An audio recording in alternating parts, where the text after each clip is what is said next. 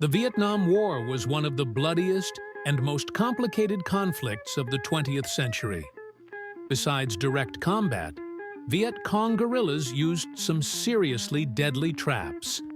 These traps became a symbol of terror for American soldiers trying to navigate the unfamiliar jungle environment. In today's video, we're showing you some of the scariest traps from the Vietnam War, with photos and explanations of how they worked. If you're into shocking historical facts and don't want to miss out on more content, make sure to subscribe and hit the notification bell. We've got plenty of wild stuff coming up. The famous punji trap.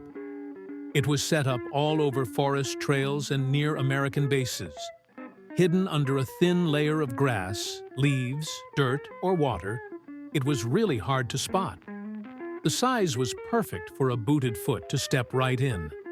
The spikes were always covered with feces, decaying stuff, and other nasty things. Stepping into one of these traps, getting your boot pierced and wounded, almost always led to an infection. Sometimes, these traps had more complicated designs. The punji trap had a huge psychological impact on soldiers. Just knowing these traps were out there made them constantly fearful and distrustful of their surroundings. Soldiers became more cautious and slowed down, which hurt their ability to move quickly and lowered their morale. Other kinds of spikes were also used to add more danger, like ones covered with poison or infectious substances. The bamboo trap. It was set up in the doorways of rural homes. As soon as someone opened the door, a small log with sharp spikes would swing out. These traps were often placed to hit the head, and if they worked as intended, they could cause serious, often fatal injuries. Sometimes similar traps, but using a larger log with spikes and a tripwire mechanism, were set up along jungle paths. In dense vegetation, the log was replaced by a spherical structure. It's worth noting that the spikes were often made by the Vietnamese not from metal, but from bamboo, a very tough material that people in Southeast Asia even used to make knives. The whip trap. This was often set up on jungle trails. A bamboo trunk with long spikes at the ends would be bent back and connected to a tripwire using a pulley system. If someone hit the wire or fishing line, which the Vietnamese often used, the bamboo trunk would snap forward with force, striking the victim anywhere from the knees to the stomach. Naturally, all these traps were carefully camouflaged. The big punji. This was a larger version of the punji trap. The injuries it caused were much more severe. Here, the leg could be pierced all the way up to the thigh, including the groin area, often leading to irreversible damage to the main male organ. The spikes were also smeared with something nasty. One of the scariest types of the big punji was the one with a rotating cover. The cover was mounted on a bamboo trunk and would spin freely, always returning to a horizontal position. Both sides of the cover were camouflaged with grass and leaves. When someone stepped on the platform, they'd fall into a deep pit, 3 meters or more, filled with spikes. The cover would then rotate 180 degrees, resetting the trap for the next victim.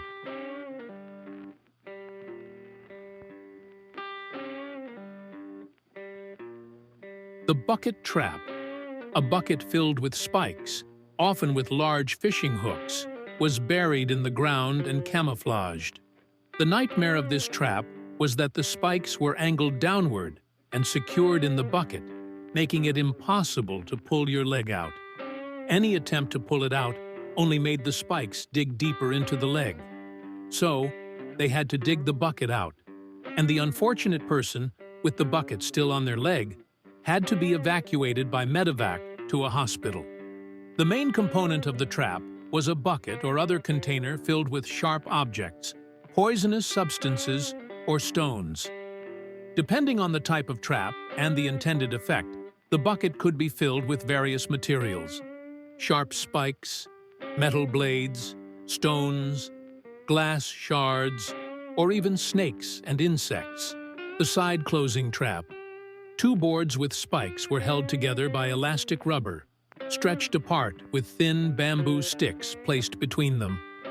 When someone stepped into this trap and broke the sticks, the boards would snap shut at waist level, trapping the victim. Additional spikes were often embedded in the bottom of the pit as well. The side panels with spikes were hidden behind trees, bushes, or rocks. The trap was often camouflaged to blend into the natural landscape, making it impossible to spot until it was triggered.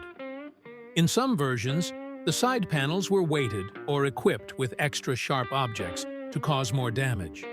Sometimes there were two levels of spikes, one for the legs and one for the torso, designed to catch multiple parts of the body at once. Knife traps. These were simple but highly effective devices designed to seriously injure soldiers who stepped on or triggered them.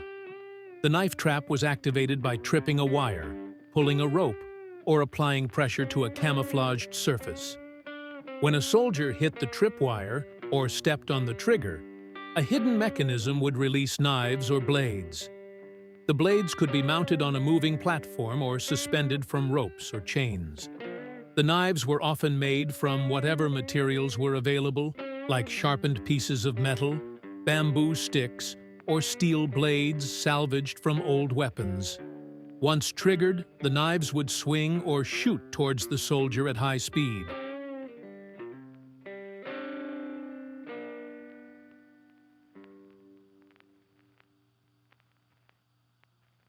The fishing net trap.